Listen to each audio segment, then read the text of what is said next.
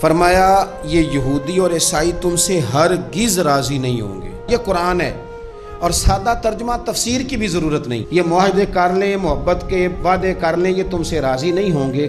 کب راضی ہوں گے؟ حتی تتبع ملتہم، یہاں تک کہ تم ان کے دین کی پیروی کرنے لگ جاؤ۔ میرا جب پہلی دفعہ پاسپورٹ بنا تو میں نے سارا پڑھا، کتابیں پڑھنے کا شوق تھا شروع سے۔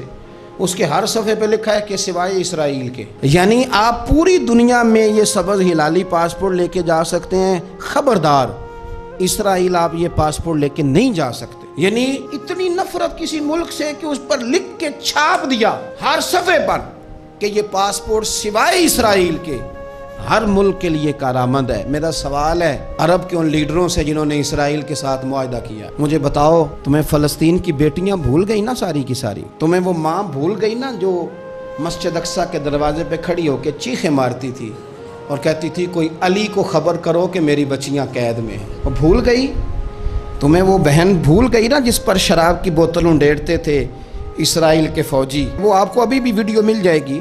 وہ انڈیلتے تھے شراب کی بوتل، اسے پکڑتے تھے، دست درازی کرتے تھے، اور وہ بیٹی کہتی تھی یا رحمت للعالم۔ بھول گیا تمہیں وہ سارا کچھ؟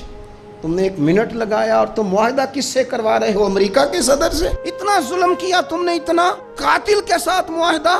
کیا سمجھتے ہو فلسطین والوں کا کوئی والی وارث نہیں؟ سنو، میرے رسول کریم صلی اللہ علیہ وسلم نے فرمایا میرا کوئی مالدار امتی دنیا سے چلا جائے، پیسے جائیدادیں چھوڑ کے جائے تو اس کی اولاد میں بانٹ دینا، لیکن اگر اس کے ذمہ قرضہ ہو تو میرے پاس آ جانا، میں اپنے امتی کا قرض ادا کروں گا۔ جس کا کوئی وارث نہیں ہوتا مدینے والا اس کا وارث ہوتا ہے، میں قرض دوں گا اپنے امتی کا۔ کیا سمجھتے ہو فلسطینی لاوارث ہے؟ صبح قیامت نبی پاک تم سے سوال کریں گے، تمہیں اللہ کے حضور حاضری دینی ہے۔ کیوں نہیں صلح کرتا اسرائیل فلسطین کے ساتھ؟ لبنان کے ساتھ دوستی کیوں نہیں کرتا؟ شام سارا کٹ گیا اسرائیل کی وجہ سے، آج تمہیں خیال آیا ان کے ساتھ معاہدہ کرنے کا؟ ہمیں سبق پڑھاتے ہو خدا سے ڈرو۔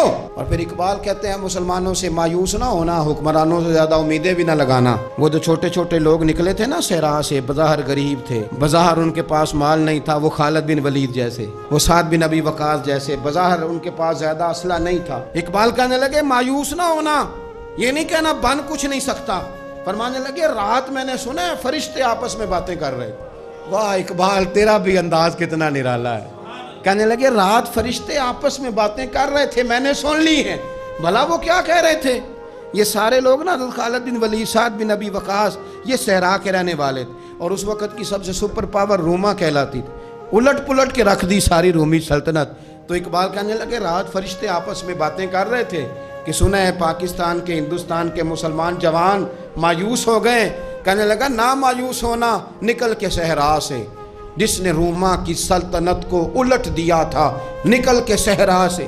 گرمی دیکھو اس شعر کی، ولولہ دیکھو اس مرد کا جو مصور پاکستان ہے، نکل کے صحرا سے جس نے روما کی سلطنت کو الٹ دیا تھا، سنا ہے میں نے یہ قدسیوں سے، وہ شعر پھر ہوشیار ہوگا۔ وہ کل باتیں کر رہے تھے کہ بہت سارے ان میں سے پھر جاگ گئے اور بڑی جلدی وہ بلاک بنائیں گے۔ سنا ہے میں نے یہ قدسیوں سے کہ وہ شعر پھر ہوشیار ہوگا، وہ آئے گا میدان میں، نکلے گا۔